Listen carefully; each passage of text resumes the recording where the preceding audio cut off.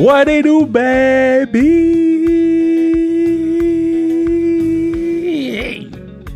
Quel beat pour commencer. À chaque fois que le podcast il commence, je suis hype. Je suis hype parce que la tune est tellement bonne. Mathieu Brutus, shout out pour les tunes du podcast. Bruno Mercure, le engineer du podcast.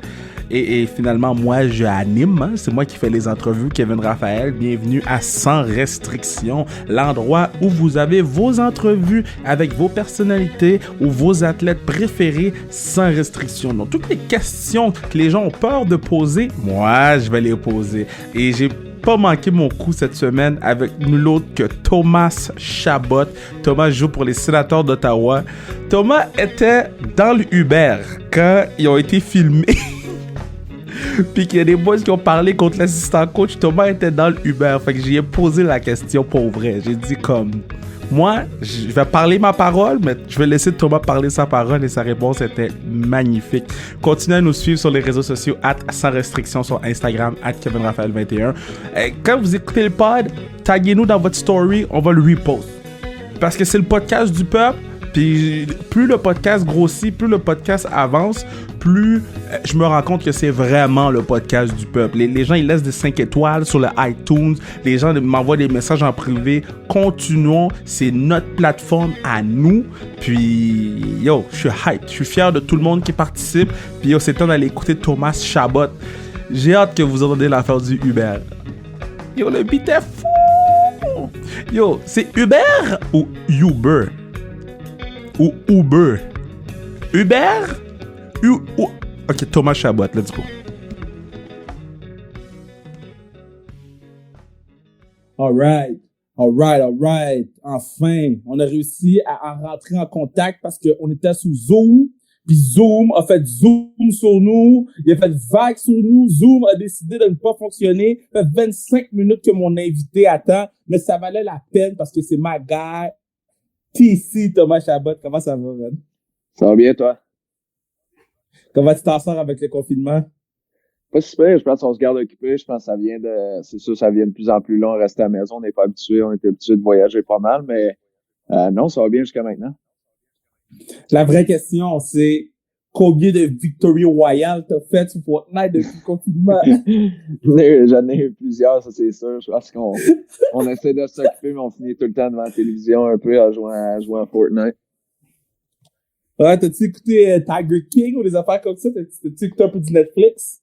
Ouais, j'ai fini la série Tiger King hier. Mes chums m'avaient parlé dans notre group chat que c'était une bonne émission, fait que j'ai écouté ça. C'était bon. Ah ouais, t'as aimé ça? T'es-tu troublé? C'était quoi ton opinion là-dessus? Ben, je sais pas, je trouvais que premièrement, j'ai dit à mes chums que je trouve qu'ils ont vraiment overhype toute l'affaire, là. Je pense qu'ils parlaient de l'émission comme si c'était la meilleure émission au monde, mais non, je pense que c'était bon. Ouais. Je pense, j'ai pas viré fou en l'écoutant, mettons. Sur le pod, il y a plusieurs casual sports fans qui écoutent. Il y a plusieurs gens qui ne connaissent pas nécessairement. Donc, un petit rundown de ton career depuis le début. Thomas Chabot, défenseur des Sénateurs d'Ottawa, joue à peu près 47 minutes par match. First overall, en première ronde, en fait, en 2015. Moi, j'ai besoin de savoir, OK? Comment tu fais pour jouer autant de temps? C'est-tu genre, comme dans les ligues de garage, tu vas sur le banc, tu bois de l'eau, tu réembarques? Ouais, ça dépend des games. Je pense que j'ai eu une coupe cette année que c'était à peu près ça, surtout à Tampa Bay. La game qu'on a joué à Tampa Bay, j'avais joué 38 minutes, c'était pas mal ça, venir sur le banc, une gorgée d'eau, puis on retourne quasiment sur la glace. Mais non, je pense que ça vient, honnêtement, je pense que ça vient quand même assez naturellement. C'est junior, quand j'étais junior avec les Sea Dogs à Saint John, c'était un peu le même principe. Je jouais vraiment beaucoup de minutes. Mais non, je pense que c'est venu naturellement. Je suis né de même, I guess, on peut dire. Mais mettons, là, OK, là, ça fait 37 minutes que tu joues. T'es à 10 secondes du record du plus grand nombre de minutes jouées par un joueur dans un match. Est-ce que, genre, tu le sais ou bien c'est après les journalistes te le disent? Non, c'est après la game, tout le monde m'a dit ça. On n'avait aucune idée. Les entraîneurs, même à faire toute l'année, on a parlé.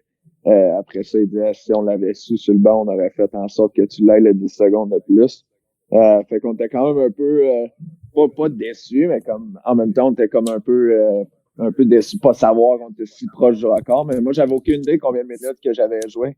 C'est quand je suis revenu, je ne voyais pas qu'ils sont venus me voir tout de suite. Ils ont dit, tabarouette, tu dois être fatigué, toi, ça fait longtemps que tu joues à soir, mais finalement, j'avais aucune idée combien de temps j'avais joué. Mais comment ça fonctionne sur un banc? Parce que, mettons, là, je suis les 50 défenseurs, je suis comme, bro, mon tour, c'est quand? Ouais, ben, c'est des situations, c'est difficile à répondre un peu, mais je pense en même temps, ça a toujours été un peu avec les coachs. Je pense que c'est lui qui prend la décision, c'est lui qui m'envoie, c'est lui qui décide qui va à quel moment. Fait je pense que c'était un moment-là dans la saison quand j'avais joué beaucoup de matchs, on avait beaucoup de blessés, fait qu'on avait beaucoup de jeunes joueurs de la Ligue américaine, puis ça tombait qu'on jouait contre des grosses équipes comme Tampa Bay, fait que ça je roulais un peu sur deux pairings, deux lignes de défense un peu, là. Mais je sais pas, honnêtement, je pense que c'est juste l'entraîneur qui décide un peu, puis il choisit qui va. En plus, t'as Duke qui backcheck une fois sur 3, là.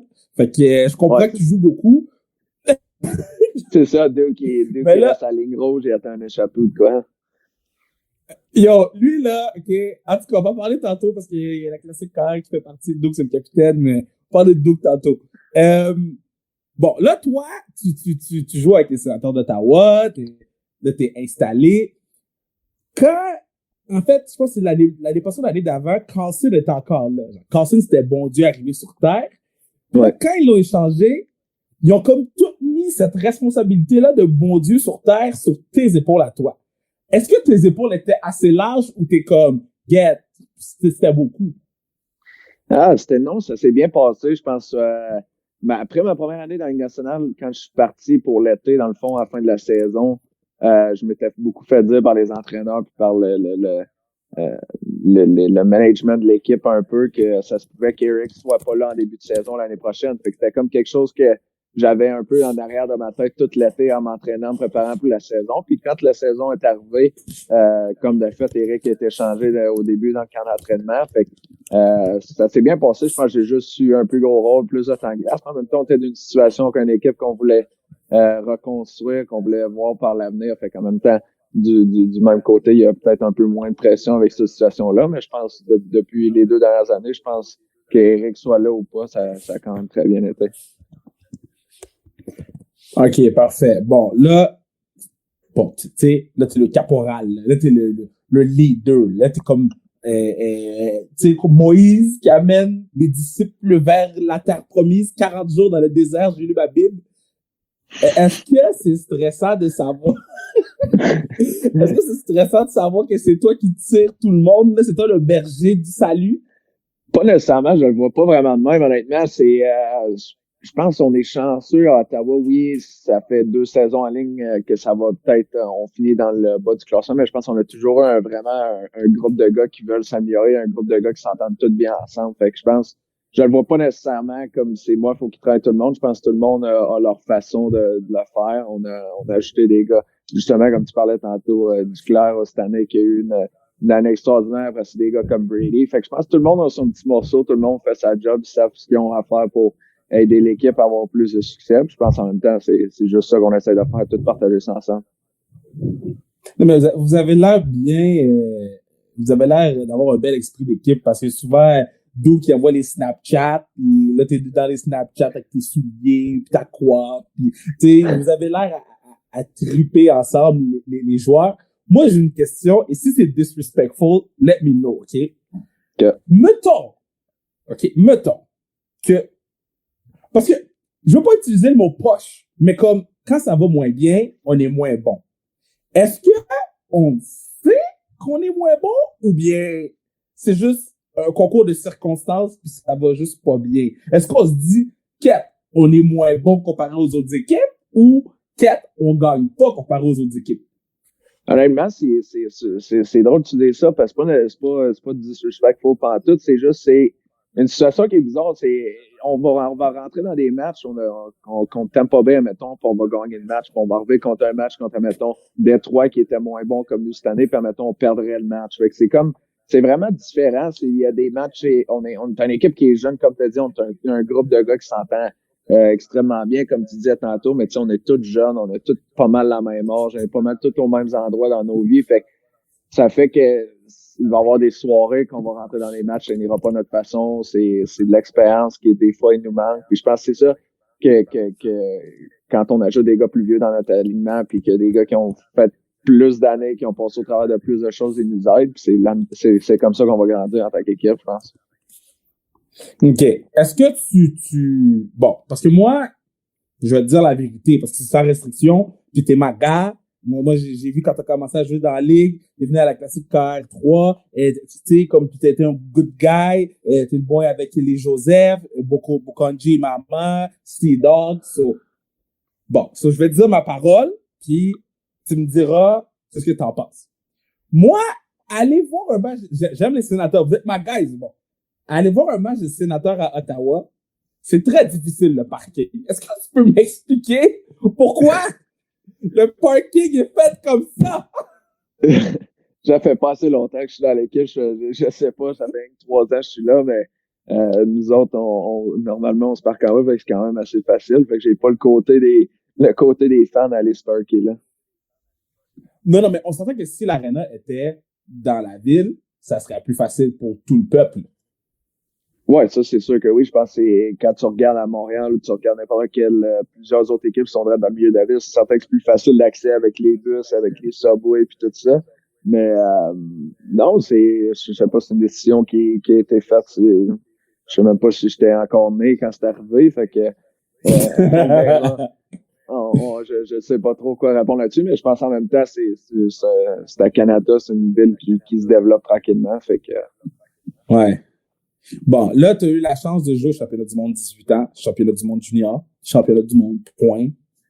Des 3 expériences, c'est laquelle la plus le fun? C'est une anecdote. J'en ai je te dirais que la plus fun en tant que je jouais au hockey, je te dirais c'est plus le championnat mondial junior, surtout ma deuxième année. Ma première année que j'étais allé, on était en Finlande, ma deuxième année, on était à Toronto et Montréal, fait que ça c'était quand même une expérience incroyable en temps de hockey. Mais je pense que le fun aussi, le championnat du monde point, comme tu as dit, que j'ai fait les 2 dernières années, ça, c'est un tournoi qui est vraiment le fun aussi parce que tu rencontres des gars que tu joues contre pendant la saison, mais c'est vraiment à la fin de l'année. Les gars, on profite un peu de ça pour faire un voyage en même temps. Fait que c'est plus lousse, on sort un peu plus, on passe du temps, on part de l'aréna, on va prendre des bières, les boys ensemble. Fait que t'apprends à connaître d'autres gars, t'apprends à jouer avec d'autres gars que tu t'affrontes à l'année longue. Fait que des anecdotes, je pense, c'est une année que j'étais allé avec Pajot qui était avec nous. Après ça, j'étais allé avec Beauvilliers. Puis je pense qu'on a eu assez un voyage extraordinaire. C'était au Danemark cette année-là. Puis on avait eu bien du fun en dehors de la glace avec le groupe de boys qu'il y avait. Bon, moi, sans restriction, moi, je dis les shit. Championnat du monde junior 2016, bro. Ouais. What happened? Je sais pas, honnêtement. C'est fou, ça. Ouais, c'était vraiment, ça revient au même comme on parlait tantôt. Je pense que j'étais tout le temps sa patinoire, les coachs me donnaient de la glace, s'en fout. Fait que le tournoi avait bien commencé. Fait que j'ai juste continué de rouler un peu comme ça. Puis la finale contre les États-Unis à Montréal, c'était quelque chose que je vais me rappeler, je pense, toute ma vie. En plus, je pense que j'avais joué quelque chose comme 44 ou 46 minutes dans le match. Fait que, non, c'était un tournoi que, en plus, c'est certain, vaut très, très, très longtemps. Tu sais, les gens, je sais pas s'ils réalisent, mais le championnat du monde junior pour le Canada, c'est comme le Canadien de Montréal à Montréal. Là. Est-ce que tu ressentais que tu étais genre une méga superstar à travers le Canada? C'est certain que, comme tu as dit, l'atmosphère puis le hype autour du tournoi est énorme au Canada. Je pense que quand tu reparles avec des gars dans nos équipes qui l'ont fait, mais pour les États-Unis ou peu importe, ils comprennent pas c'est quoi pour nous, ce tournoi-là. Parce que nous autres, c'est énorme, mais pas nécessairement une superstar, mais c'est certain que tu sentais quand on était à Montréal puis à Toronto que on sortait de l'hôtel avant le game, il y avait des fans qui nous attendaient devant notre hôtel à Toronto. Il y a toujours du monde. Quand on allait dans les matchs étaient fous. Les fans étaient tellement bruyants. L'aréna, les 2 arénas, en fait, à Toronto et à Montréal, quasiment ça vibrait à tous les bouts qu'on comptait. Fait que non, c'est certain que c'est un feeling c'est une expérience vraiment exceptionnelle à vivre. Je pense surtout au Canada, pour nous, en tant que Canadiens, de jouer devant nos propres fans, c'est encore plus fun.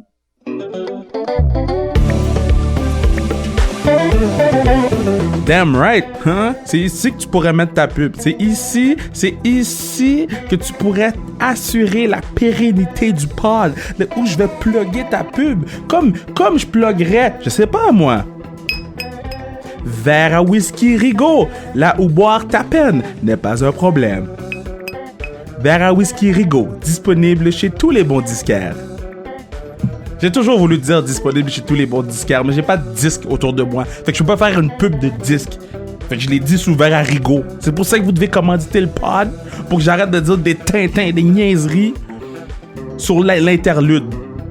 Maintenant, on retourne à Thomas Chabot parce que l'entrevue est bonne. L'entrevue est excellente. Je l'écoute, je suis hype.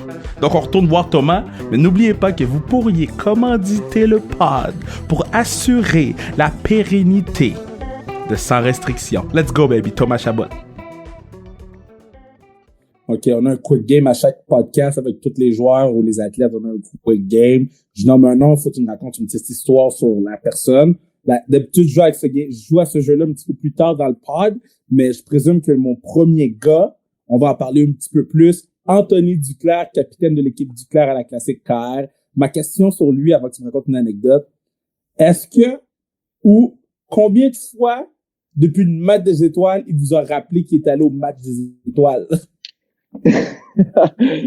Ouais, bon, celle-là, quand même, honnêtement, moins que tu penserais. Peut-être plus à vous autres en tant que chums, vous en avez peut-être plus parlé. Dans la chambre, il n'a pas trop parlé, mais je pense que c'est ouais, quand même pas trop pire, mais je pense Duke il était vraiment sharp quand il était au All-Star. Il a payé des bouteilles de vin à tous les boys. Je sais pas si vous l'avez dit. Il a vraiment pris soin des boys.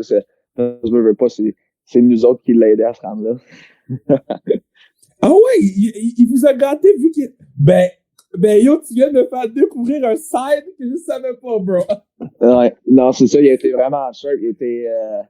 Il a pris soin des boys, puis je pense que les boys ont tout apprécié ça. Mais honnêtement, non, il n'a pas. C'est drôle que tu aies dit ça, parce qu'il on n'a pas tant entendu parler.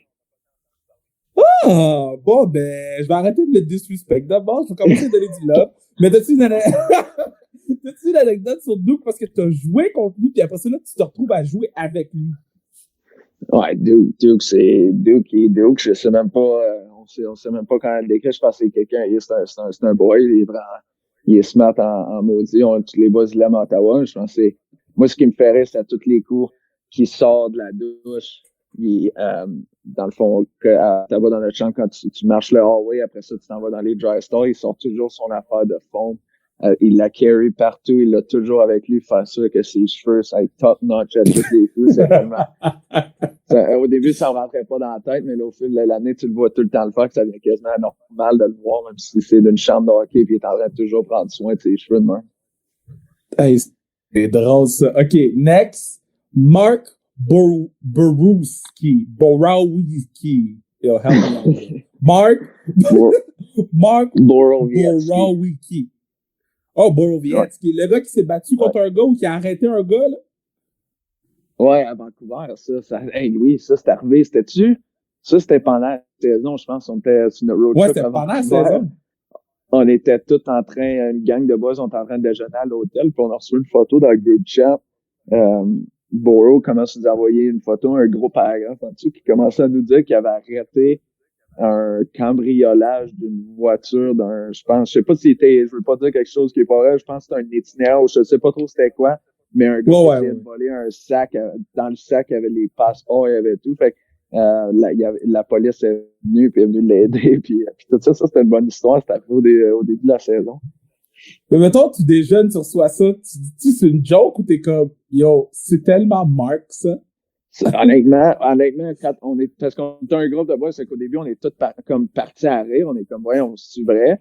Puis là, dans un sens, t'es comme, au début, ça, c'est quelque chose, comme tu viens de dire, ça, c'est quelque chose que Borough ferait. Je pense tellement un bon gars, c'est un gars qui care après toutes les choses au monde, il veut prendre soin de tout le monde. Fait que, en même temps, au début, on l'a comme ri, on l'a pris en tant que joke, puis après ça, on a réalisé que c'était vraiment quelque chose qu'il pourrait faire, puis c'est vraiment quelque chose qui tient pour lui.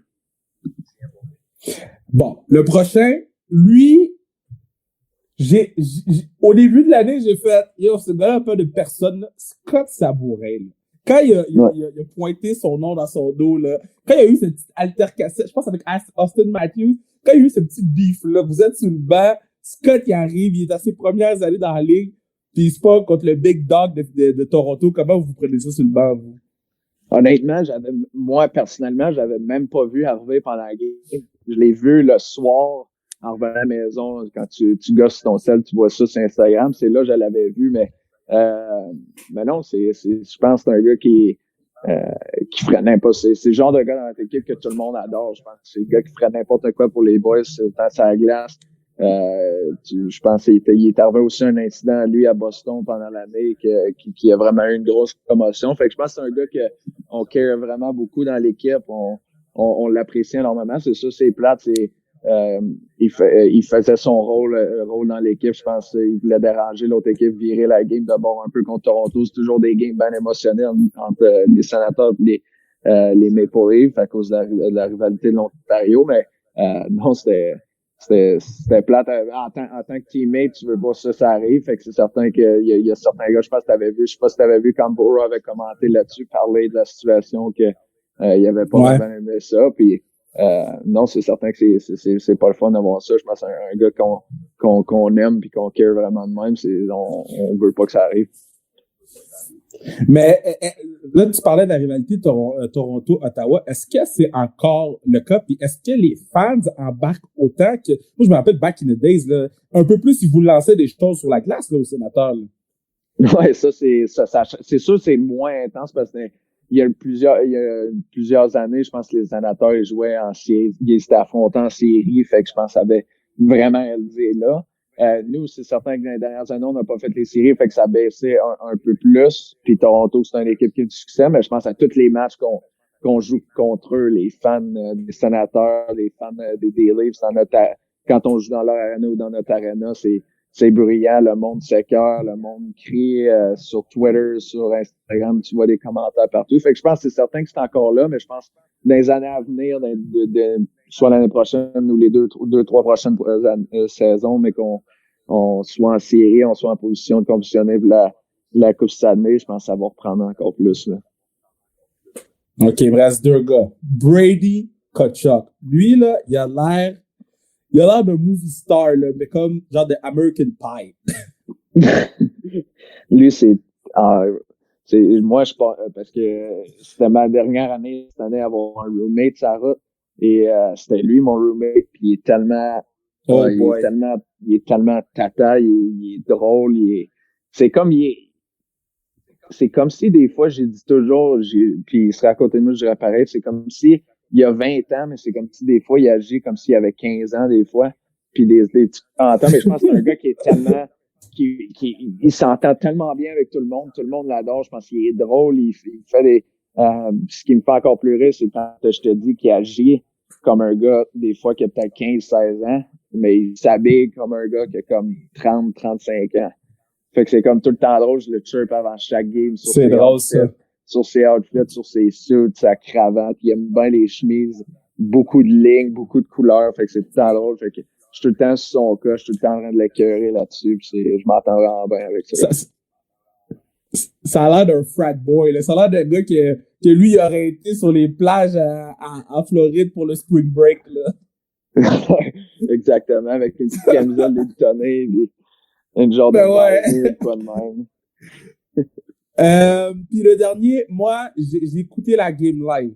Je me rappelle, j'ai vu, moi, I'm a grown man. J'ai pas pleuré, mais j'étais ému pour ma gars, Bobby Ryan. La game qui a scoré 3 buts, là, puis qui est sous le banc, puis qui salue la foule. God respect this guy. Parle-moi un peu de Bobby Bob. Ouais, c'est un méchant bon gars. Je pense que c'est juste le fait, tu sais, le match en tant que tel était émotionnel, c'était beau à voir, c'était beau de vivre. On est chanceux d'avoir eu la chance d'être là, mais je pense que ça va au-dessus de ça, le fait que par lui-même, d'avoir été chercher de l'aide et par lui-même de revenir à Ottawa puis prendre les médias contre lui, toutes les questions qui peuvent être posées, il a tout répondu, il avait la tête sur le long, je pense que ça prend beaucoup de caractère, ça prend vraiment beaucoup de... je pense que quand tu es assis chez vous, que tu l'écoutes à la télévision, tu comprends peut-être moins, mais je pense de le côtoyer tous les jours dans la chambre, puis d'apprendre à le connaître, puis de le voir faire tout ça par lui-même, puis vraiment aller chercher de l'aide pour revenir. Puis premier match à la maison, scorer 3 buts, je pense que c'était la série sur Sunday, c'était juste un moment qu'on va se rappeler longtemps. Puis je pense qu'on est heureux pour lui. Je pense on l'a aidé, on a essayé de faire ce qu'on peut pour l'entourer quand il avait besoin d'aide. Puis quand il est revenu, on a essayé de rendre ça plus facile possible pour lui de revenir dans l'alignement, de faire ce qu'il est capable de faire. Toi, y a-tu un joueur qui t'a rencontré dans la ligue ou que t'as joué contre sa glace pis t'es comme, yo, by the way, gros fan? J'ai jamais dit ça à personne sur la glace, non, mais c'est certain qu'à tous les roues que je joue contre Pittsburgh, moi, j'étais un grand fan de Crosby quand j'étais jeune, de le voir. La première fois, dans le fond, ma première saison, la première fois que j'ai joué contre Pittsburgh, je pense que c'était comme fou pour moi de le voir sur la glace, de le voir contre moi sur la glace. Puis, surtout que lui, c'est un attaquant, moi, je suis un défenseur, il faut que j'essaye de l'arrêter. Fait que ça, c'était vraiment fou. Mais je pense que j'ai jamais dit ça à personne, mot pour mot, sur la glace, mais c'est certain que plusieurs gars, en tant que jeune, ça fait juste 3 ans que je suis dans la ligue, je les ai tous écoutés à la télévision. Fait que quand tu joues contre eux, c'est tout à fait spécial. Ouais. T'as-tu déjà mangé un moins contre Crosby? Honnêtement, je m'en rappelle pas, mais probablement, oui. puis là, ça, c'est, dans le fond, là, t'étais fan de Crosby. Ça, c'est qui ton équipe quand t'étais qui? Canadien, probablement? Ouais, Canadien. OK, so, là, le draft, tu sais, mettons, le draft, il roule, là. OK? Puis c'est 2015. 2015, on a drafté qui, je pense, contre Kolymi, je pense? 2015, c'était quoi, c'est qui? Noah Jolson, 26e, je pense, 25, 26 là-dedans. Oh, OK, ouais, c'est ça. Fait que là, mettons, là, bon, top 10, tu tombes pas, 12, 13, 14. Là, ça commence à débouler. On se rapproche des Canadiens, là, OK? Est-ce que tu dis, shit, imagine que je drop jusqu'à Canadien, puis est-ce que ça te met un petit stress de plus, sachant que le Canadien est sur le board encore? Oui, c'est sûr que oui. Je pense que tu sais, tu vois la pression qu'il y a de jouer à Montréal dans une équipe comme ça. C'est certain que c'est stressant un peu, mais je pense, moi, au repêchage, quand j'étais allé là, j'étais assis puis j'espérais juste me faire repêcher. Que ça aurait été à Montréal ou peu importe. Je pense que j'étais content de l'équipe qui allait me choisir à ce moment-là. Mais c'est certain qu'en même temps, ça aurait été cool. Un Québécois, un jeune gars de la Beauce qui aurait été repêché par le Canada, c'est certain que ça aurait été cool. Mais en même temps, j'étais vraiment content aussi de tomber à Ottawa, qui est vraiment proche de chez nous. Fait que je pense que tu peux pas demander mieux que ça. Boss, mais ça veut dire que tu connais Marie-Philippe Poulin? Oui. Est-ce que tu as déjà joué un peu avec? Parce que, yo, pour de vrai, elle est bonne, ok. J'ai jamais joué sur une patinoire avec. J'ai fait des affaires de pas de télévision, mais d'un peu de publicité, d'affaires de même avec. Ouais. Je l'avais rencontré dans le fond au championnat du monde justement à Montréal, mais j'ai jamais été sa patinoire pour jouer une game d'hockey avec elle. Mais oui, c'est sûr qu'elle est bonne. Je pense que j'ai écouté tous les matchs, j'ai écouté le championnat du monde, peu importe les Olympiques, qu'est-ce que ça allait. Puis je pense que tu la vois tout le temps jouer au match des étoiles cette année. Tu l'as vu ça à la glace, je pense que c'est dominant. Puis c'est de quoi être fier pour nous en bas aussi. Mais mettons, moi c'est une question que je me pose parce que moi je m'en fous de slide dans le DM là. Moi je suis pas Thomas Chabot là. Mais est-ce que Thomas Chabot peut slide dans le DM de Marie-Philippe Poulin pour dire yo by the way good game, même si tu sais, c'est moi qui a te follow, mais tu comprends ce que je veux dire? Peux-tu slide dans le DM pour dire good job ou c'est comme mal vu? Non, je pense pas. Je pense pas que ce serait mal vu. Je pense que je serais capable. Je l'ai jamais fait personnellement, mais je pense pas que ce serait mal vu. Je pense que ça passerait bien. Puis on s'est déjà rencontrés, on s'est déjà parlé, puis les deux on sait on est qui. Fait que je suis certain que si j'y écris pour après une game good job, je suis certain que ça serait bien correct. C'est qui contrôle la musique dans la chambre des sénateurs d'Ottawa? Dis-moi pas d'où. Non, tu y parles en ce moment. Donc c'est toi qui contrôle la musique? Ben, tu veux quoi comme beat? Moi, c'est beau. Ben, moi, j'écoute pas mal juste du rap. Fait que pendant un bout, ça va être moi qui va mettre la musique dans la chambre. Puis les gars, des fois, ils s'écœurent d'écouter ma musique. Fait que là, il y a quelqu'un qui va mettre, mettons, du techno avant le game ou whatever. Mais la majorité du temps, on n'a pas... C'est ça. Dans notre équipe, on n'a pas nécessairement de official guy qui met la musique dans la chambre. Il n'y a pas juste une personne, mais c'est souvent... comme moi, j'arrive de bonne heure à l'arena, fait que pas mal longtemps avant la game, c'est moi qui va mettre la musique, puis des fois, juste avant d'embarquer sur la glace, je vais toujours mettre une tune, voilà, peu importe ce serait quoi la chanson, juste avant qu'on embarque, je vais mettre une tune pour essayer de fire up les boys. Hein. Puis tu mets quoi? Tu mets Boba? Les chansons. Tu mets Lil Wayne? Je mets du Rudy Rock? Ça change ça change tout le temps. Là. Je pense que tu mets du Lil Wayne, tu mets du Drake, je pense en même temps, je demande souvent aux boys qui ont le goût d'entendre, tu mets du vieux Eminem des fois aussi. Je pense tout le temps bon, du 50 Cent. Dépend du mood des boys. Dans mon sel, je vais écrire DJ Tom. Je vais écrire DJ TC. OK, bon, là, faut que je te parle de shit, OK? Parce que quand ce shit-là est arrivé, moi, j'ai dit, moi, je suis fier de Thomas. Parce que Thomas ain't say shit, OK? Thomas, il a rien dit, il est resté assis. Mais quand c'est arrivé, cette affaire-là, est-ce que, là, maintenant, vous faites vraiment, vraiment plus attention au point d'être paranoïa, vous pourriez être filmé, vous pourriez être enregistré. Est-ce que ça crée une paranoïa ou c'est juste, OK, c'est un incident isolé, puis là, je parle à la part du Uber driver, là? Oh, je sais quoi tu parles. Est-ce que vous devenez paranoïaque? Je viens pas paranoïaque, mais je pense que c'est rendu que à tous les coups qu'on rentre dans un Uber, tu regardes toujours pour être sûr, je pense pas. Mais je pense en même temps, c'est pas juste nous autres, je pense qu'on a servi une leçon, je pense, pour tout le monde qui prend des Uber à tous les jours, puis on n'est pas les seuls. C'est certain que c'est arrivé dans leur vie, c'est juste nous, on s'est fait pogner par caméra, mais non, c'était une situation qui était vraiment pas chanceuse, mais comme tu as dit, c'est des choses qui arrivent, on s'est fait prendre, puis on fait attention maintenant. Tu penses pas que tu viens paranoïaque avec ça, mais c'est certain qu'on fait attention, oui. Ouais, mais moi, j'ai dit, Thomas a rien dit. Est-ce que quand t'as vu le clip, t'as fait, OK, I'm good?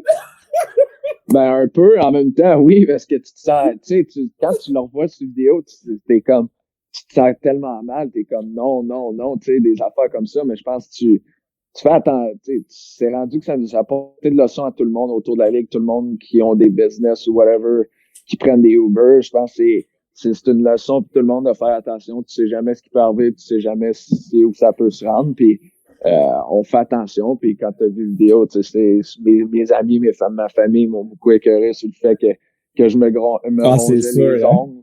Je me rongeais les ongles beaucoup. Je suis un gars qui se ronge les ongles, fait qu'il était content que je fasse ça pendant la vidéo. Oh mon gars, ça m'avait fait rire, man. Je sais pas, je t'avais-tu écrit cette journée-là? Je me suis dit, ce gars-là, son DM doit être plein. C'est bon, man. OK. Ouais, c'était pas le fun. Là, parle-moi un peu du championship avec les Sea Dogs. Like, ma gars, Bokonji qui avait marqué genre 150 points dans la saison. Après, t'as le Baptiste Joseph, avant qu'il soit ministre de TikTok, qui était en train de brûler la ligue. On va voir un peu de ce team Saint John. Ah, ça, c'était une année à se rappeler pour toujours. Je pense qu'on avait comme les deux gars que tu viens de nommer, les boys dans notre équipe, on avait un groupe extraordinaire, puis on se voit chaque année, Joseph, Boko, on se voit chaque année, les gars de Dove, McFalls, tous ces gars-là de Montréal qui sont plus proches, on se voit tout le temps. On fait sûr qu'à chaque année, on se voit et qu'on se regroupe, mais non, c'était une année qui était fou. Bon, comme tu as dit, Boko avait scoré, je pense, 50 buts cette année-là. Il y avait eu des playoffs. Genre, comment ça? Ben, je pense comment Boko a fait pour marquer 50 buts? Il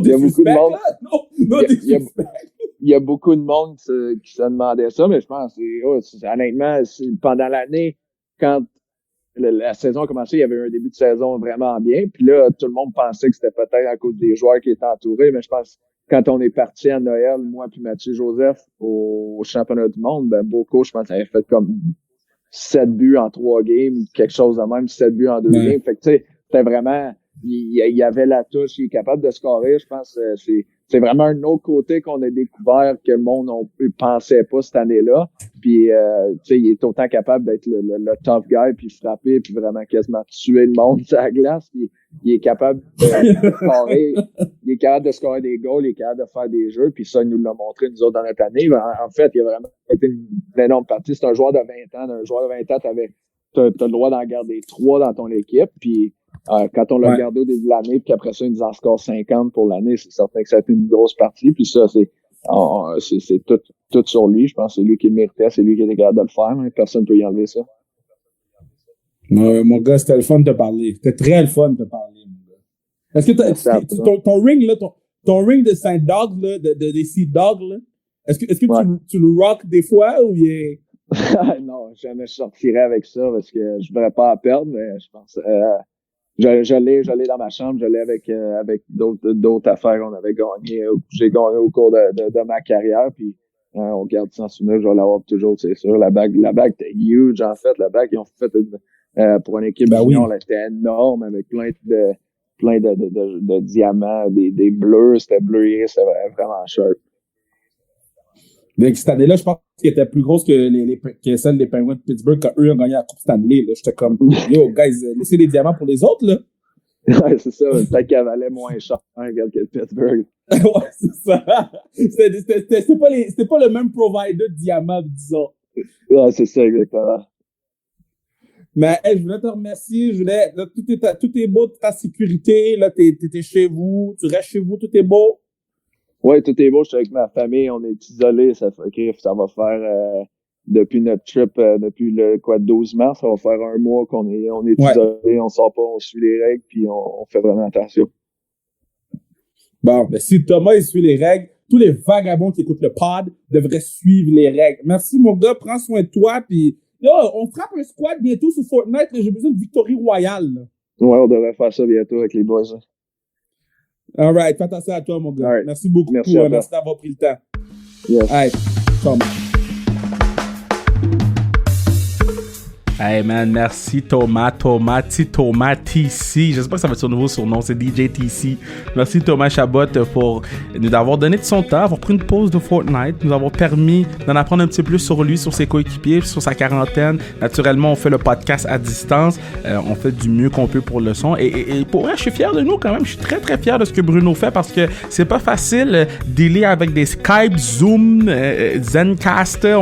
On essaye tout pour s'assurer de vous donner le meilleur podcast possible. Puis je voulais te donner un shout-out à Bruno spécialement parce qu'il travaille très très fort là-dessus. Puis vu qu'on n'a pas de commanditaire, god damn, on n'est pas payé. Fait que continuez à nous suivre sur les réseaux sociaux @sans restriction, @Kevin Raphaël. Continuez à poster dans votre story que vous écoutez le pod. Dites-le à tous vos amis, partagez-le. J'ai besoin que tous les gens d'Ottawa m'envoient des messages pour dire Gap, on savait pas ça sur Thomas. Donc hey, on se voit la semaine prochaine avec 2 autres entrevues parce qu'on a commencé avec 1, mais c'est le confinement. Tu sais quoi, c'est le confinement, fait qu'on va en faire 2. Donc man, continuez à nous suivre, continuez à nous encourager, puis nous on va continuer à vous divertir. Let's go, sans restriction. Kevin Raphaël. What it do?